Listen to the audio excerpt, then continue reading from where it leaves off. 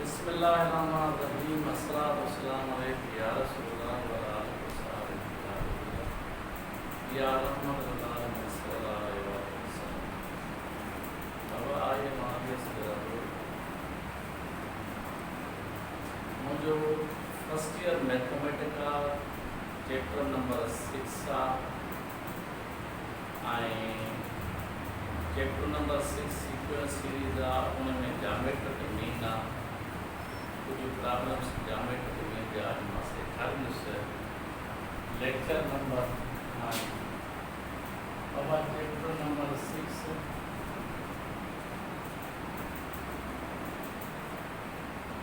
First year mathematics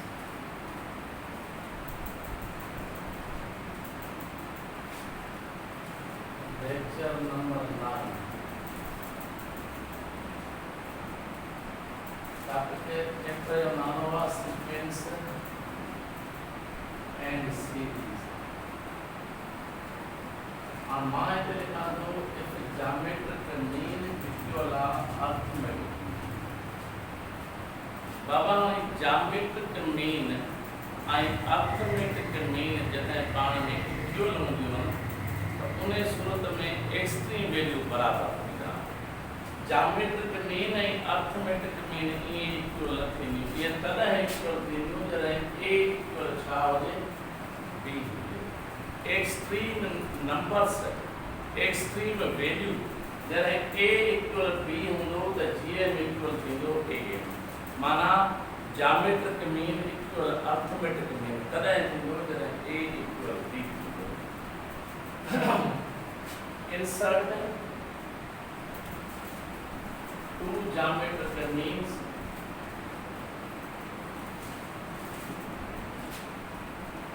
between 2 and minus 16. बाबा ने A option है -4 का मान A, B ऑप्शन है -5 का मान से, C ऑप्शन है -6 का मान, D ऑप्शन है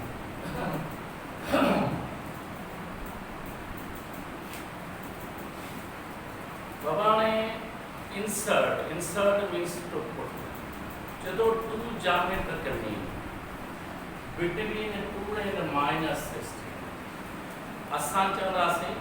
त जेके एक्सट्रीम वैल्यू आहिनि उन्हें जी प्रोडक्ट करे रूट कयो, ऑप्शन जी प्रोडक्ट करे रूट कयो. अगर ये ॿई आंसर सेम था मिलन त पोइ चवंदासीं त ज्योमेट्रिक मीन जो ऑप्शन ए करेक्ट आहे. बाबा इन टिनी नंबर्स जी एक्सट्रीम वैल्यू आहे, इन्हें जी प्रोडक्ट करे रूट कयो. 2 मल्टीप्लाई -60 -32 इन्हें जो रूट थियो -32 और -32 बाबा हाणे माइनस कैंसिल त इंडेक्स में आयोटा 32 जा फैक्टर 2.2.2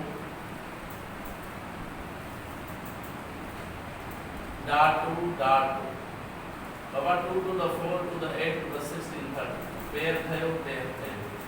आयोटा है 2.2 root of 2 to the 4 root of 2 iota. बाबा ये जेके एक्सट्रीम नंबर है इन्हें जी जेका जीएम असां के मिली ज्योमेट्रिक मीन मिली उहा मिली आहे 4 रूट ऑफ 2 होगा. इन ऑप्शन जी तव्हां ज्योमेट्रिक मीन लहो जेकर ऑप्शन जी ज्योमेट्रिक मीन इन एक्सट्रीम जे ज्योमेट्रिक मीन जे इक्वल आहे त चवंदासीं ऑप्शन करेक्ट आहे. ॿई जेके नंबर सन पाण में मल्टीप्लाई कयो. -4 मल्टीप्लाई 8 त -32 -32 जो रूट आहे -32 अदा माइनस कैंसिल आयोटा अदा ही आहे 4 root of 2 iota. So option जो आंसर आई एक्सट्रीम वैल्यू जो आंसर भाई इक्विवेलेंट ही असा जो ए ऑप्शन करेक्ट.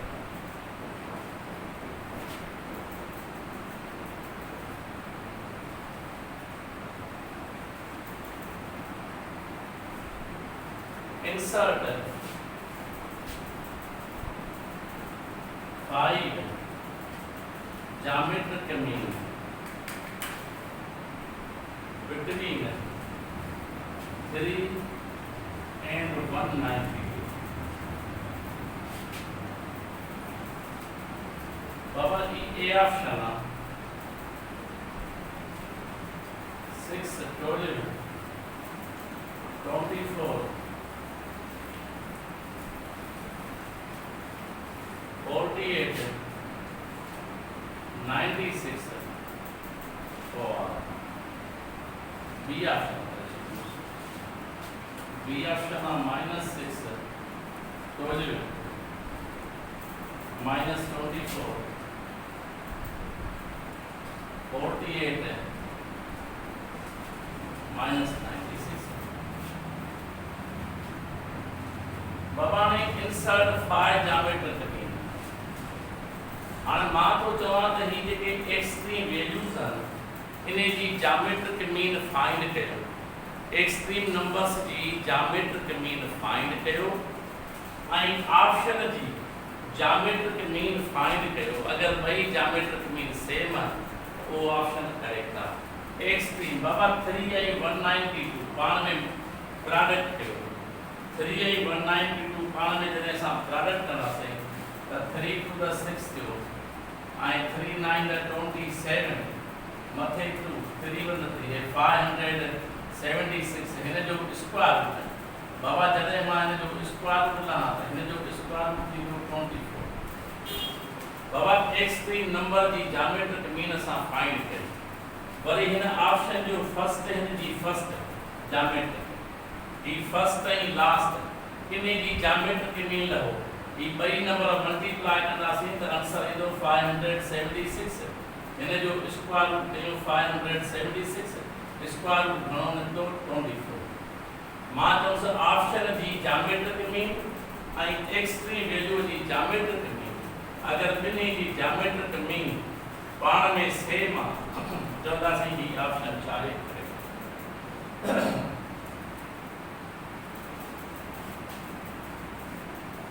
ऐं ॿियो मेथड आहे त ऑप्शन जो कॉमन रेशो कढो. जे ऑप्शन जो कॉमन रेशो सेम आहे ऑप्शन जो कॉमन रेशो सेम आहे त उहो ऑप्शन असांजो करेक्ट आहे. छो त geometric mean ड्राइव थियल आहे GPM आहे. हिन ऑप्शन जो रेशो कढो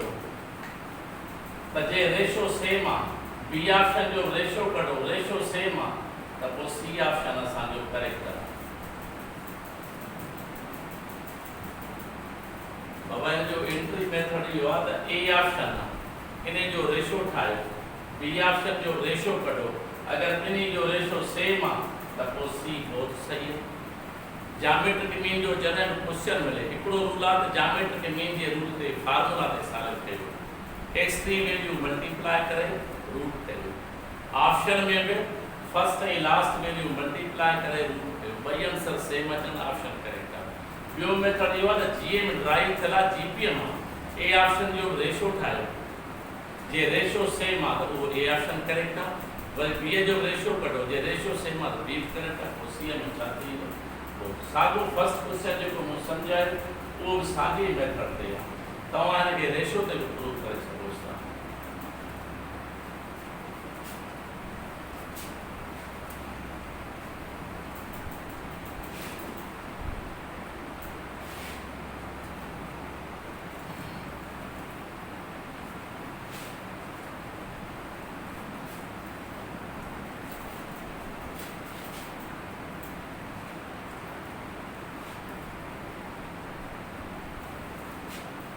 Find 3 numbers are in GP whose sum is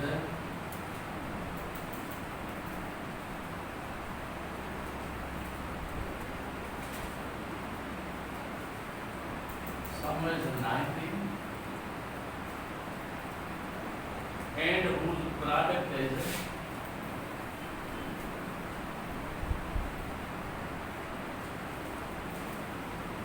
product is 216.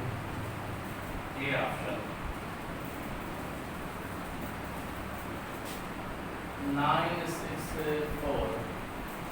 B option 4 minus 6 9 C option 5 9 13 B option अबाणे entry basis ते ही तमाम गुड क्वेश्चन इन जो मां तव्हांखे ॾाढो सुहिणो कॉन्सेप्ट दसींदुसि छो 3 नंबर्स इन जीपी अथव whose sum is 19 and whose product is 260 हिन जे प्रूव करण जा 2 मेथड्स आहिनि या सम ते हिन क्वेश्चन खे सॉल्व कयो या प्रोडक्ट ते का बि पाबंदी कान्हे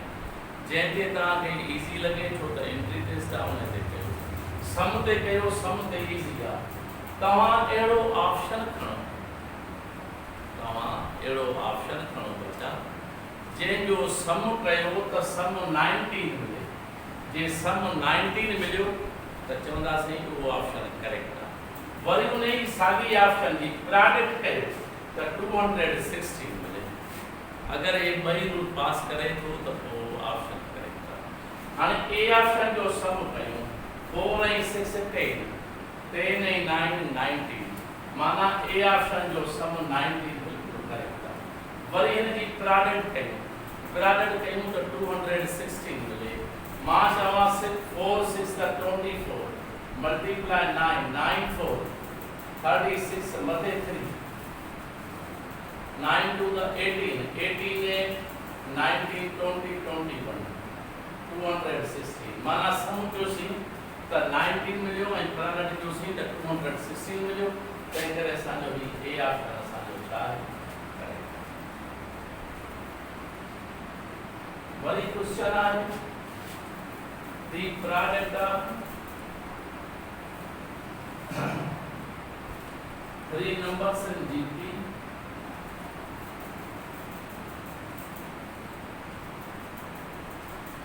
product of 3 numbers in GP is at 216 and the sum of their product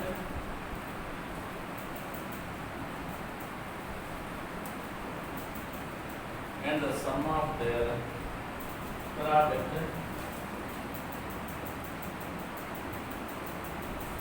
in pairs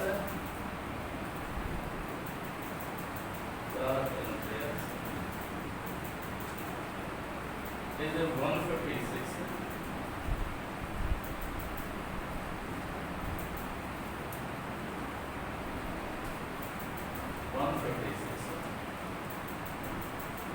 find the numbers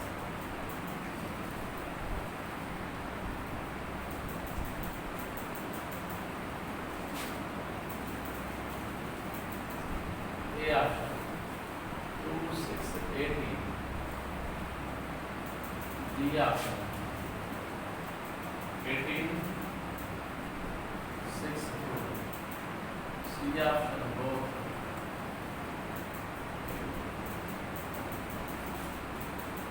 बाबा ने बिस्मिल्लाहिर्रहमानिर्रहीम अस्सलाम वालेकुम या रसूलल्लाह बचाने सवेल प्रॉब्लम यो सिखार हिन जो इहो गुड कॉन्सेप्ट इहो ई साॻो आहे चलो the product of 3 numbers in GP is 260 and the sum of their product in pairs is 156 find the numbers हाणे कहिड़ो ऑप्शन खणो जंहिंजी प्रोडक्ट 256 मिले ऐं प्रोडक्ट इन पेयर्स घणी मिले 156 मिले अगरि ये ॿई रूल पास करे थो त पोइ ऑप्शन करेक्ट आहे हाणे अचो प्रोडक्ट कयूं 2 मल्टीप्लाई 6 ही थियो 12 खे 18 माना 18 मल्टीप्लाई 12 चेतो क्वेश्चन आहे the product of 3 numbers in a GP is 260 जो जेका प्रोडक्ट आहे न 3 numbers जी जीपी में वो आहे 260 हाणे प्रोडक्ट कयूं त 2 जी 6 सां मल्टीप्लाई कयो 12 ऐं 18 पाण में असां मल्टीप्लाई कंदासीं त 12 जी 8 सां multiply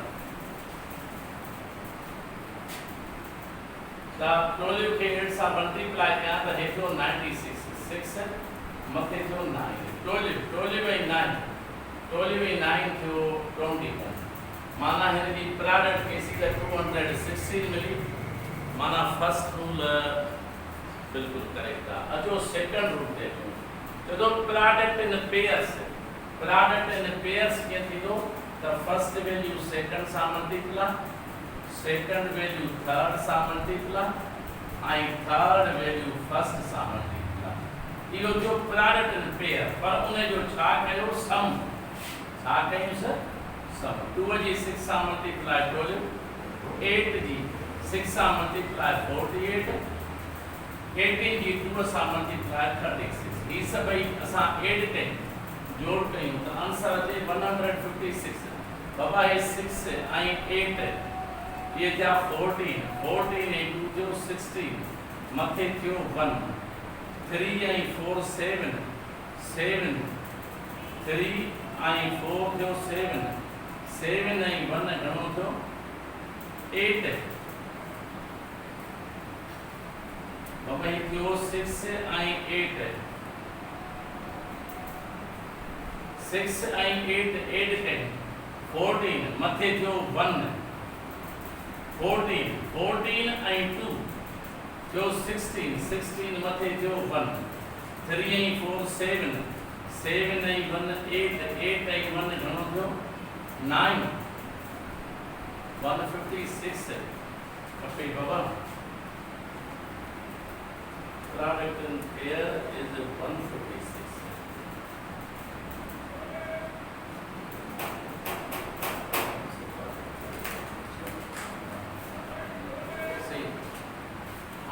product and pairs 2 multiply 6 6 multiply 18 there is 6 multiply 18 तो बाबा हमें 6 multiply 18 the 18 की 6 सा multiply 108 बाबा सुनो फर्स्ट के सेकंड सा multiply सेकंड के थर्ड सा multiply थर्ड के सा फर्स्ट सा multiply करो ताने 2 6 12 थियो 18 की 6 सा multiply 108 18 की 2 सा मल्टीप्लाई 36 6 आई 8 थियो 14 14 into 2 थियो 16 16 मथे 1 3 3 into 5 बाबा 3 आई 0 तो 3 क्या 3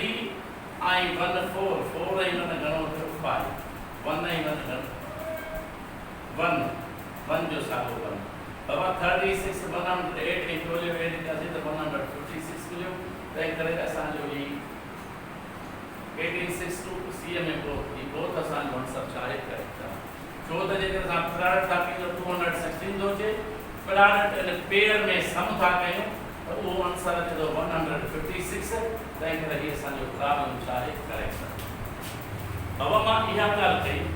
हिन जो गुड कॉन्सेप्ट इहो आहे त ही जेको ए ऑप्शन आहे इने जी प्रोडक्ट कयो तो 216 मिले वरी यह प्रोडक्ट पेयर में कयो माना फर्स्ट सेकंड सा मल्टीप्लाई सेकंड थर्ड सा थर्ड फर्स्ट सा वो प्रोडक्ट ने पेयर जो कयो सम यो सम करे के सॉलिड जो सीध आंसर जो 156 माना ही असांजो प्रॉब्लम करेक्ट आहे वो सा ऑप्शन सी ऑप्शन असांजो करेक्ट ऑप्शन ये सी असांजो करेक्ट आहे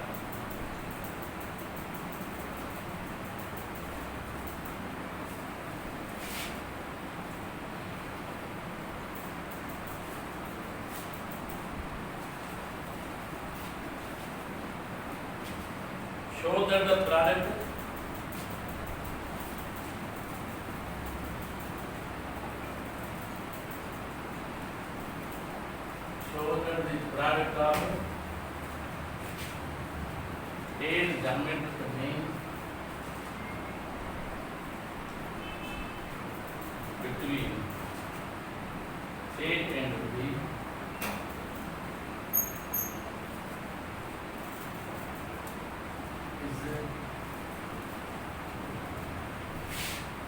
A ऑप्शन में यहाँ a की पावर 1/2 B ऑप्शन में यहाँ a की power n/2 C option only with D option R अदाने ये साजो good question in your concept of show that the product of A in geometric mean between A and B. Geometric mean जो concept यो आता extreme number जी multiply करे root करे extreme number आ A and B इन्हनि जी product कयूं A and B ji product ji AP वो उन्हें जो रूट करणो आहे पर रूट छा में करणो आहे एन geometric mean means nth root पर जे 3 हुजे हा त थर्ड रूट रखूं हा 4 हुजे हा त फोर्थ रूट ज्यामिट्रिक मीन सां हिते जेको वैल्यू हुजे हा एक्सट्रीम नंबर का मल्टीप्लाई करण खां पोइ रूट करणो पर रूट हिन खे ॾिसणो आहे n ज्यामिट्रिक मीन आहे त nth route m geometric mean आहे त mth route p geometric mean आहे त pth रूट 4 ज्यामिट्रिक मीन हुजे हा त फोर्थ रूट 3 ज्यामिट्रिक मीन हुजे हा त थर्ड रूट आहे ab हाणे हिन खे ही असांजो छा मिलियो आंसर हिन खे अञा छॾायूं त ab nth रूट बाबा ही nth रूट इक्वल आहे n upon 2 खाली रूट जो वैल्यू आहे 1 upon 2 nth रूट जो n by 2 थर्ड रूट जो वैल्यू आहे 1 upon 3 nth रूट जो वैल्यू आहे 1 upon m त nth रूट मां मुराद आहे त ही थींदो n upon 2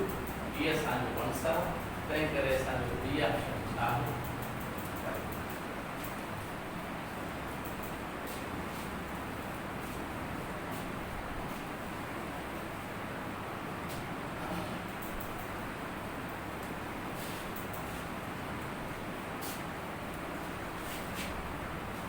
My last question is to find the value of n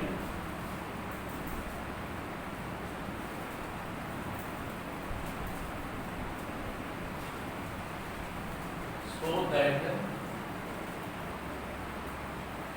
a power n plus 1 plus b power n plus 1 upon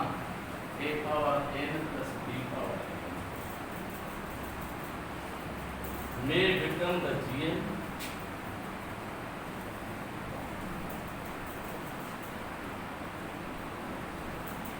may become the gn between a and b.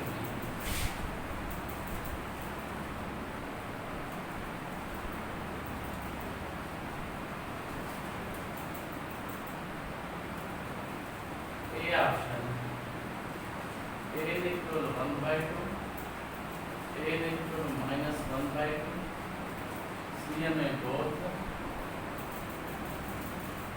and DN है n equal to 1 by 2. My dear brother, तमाम good question आहे find the value of n अहिड़ो साॻियो ई question arithmetic mean में पढ़ाए थो हिन जो कॉन्सेप्ट इहो आहे त ऑप्शन तव्हां हिन क्वेश्चन में पुट कयो जेको आंसर मिले उहो आंसर ज्यामिट्रिक मीन जो फार्मूला मिले आंसर ज्यामिट्रिक मीन जो छा मिले फार्मूला मिले ज्यामिट्रिक मीन जो फार्मूला है त plus minus root of ab छो त हिते gm आहे त gm जो फार्मूला मिले अगर am हुजे हा त am जो फार्मूला मिले hm हूंदो त hm जो फार्मूला मिले मक़सद ही ऑप्शन हिन क्वेश्चन में पुट कयो जेको आंसर मिले उहो gm जो फार्मूला मिले gm जो फार्मूला मिलियो त उहो ऑप्शन असांजो करेक्ट आहे बाबा ही a power n plus 1 b power n plus 1 a power n plus b power n अतः ही a से n जो वैल्यू minus 1 by 2 फुल में हाफ हो तो हाफ हो जाओ रूट ऑफ n जो वैल्यू minus 1 by 2 फुल में हाफ हो तो हाफ हो जाओ a जो वैल्यू minus 1 upon 2 मिलियो b जो वैल्यू minus b में n जो वैल्यू minus 1 by 2 अतः है root of a plus root of b इन जो इनवर्स चलायूं त हे रूट ऑफ a थियो इन जो चलायूं त रूट ऑफ b भी थियो बाबा root of a plus root of b whole upon हिन जी एलसीएम कढूं रूट ऑफ a ऐं रूट ऑफ b बाबा रूट ऑफ a में कैंसिल रूट ऑफ b उन जी 1 सां multiply the root of root of B में है जो रूट ऑफ ए ही इनके केतिरा टाइम डिवाइड की 1 टाइम अदा ही 1 अपान ए 1 अपान रूट ऑफ इन्हीं की प्रोडक्ट कयूं त ए बी अचो इन जो रेसिप्रोकल कयूं त रूट ऑफ ए बी अदा है जीएम जो शान जो फार्मूला जने जीएम जो फार्मूला में जो तो असा जो है बी ऑप्शन छा है करेक्ट आज जो लेक्चर मुझे इतने कंप्लीट थो नेक्स्ट लेक्चर असां नेक्स्ट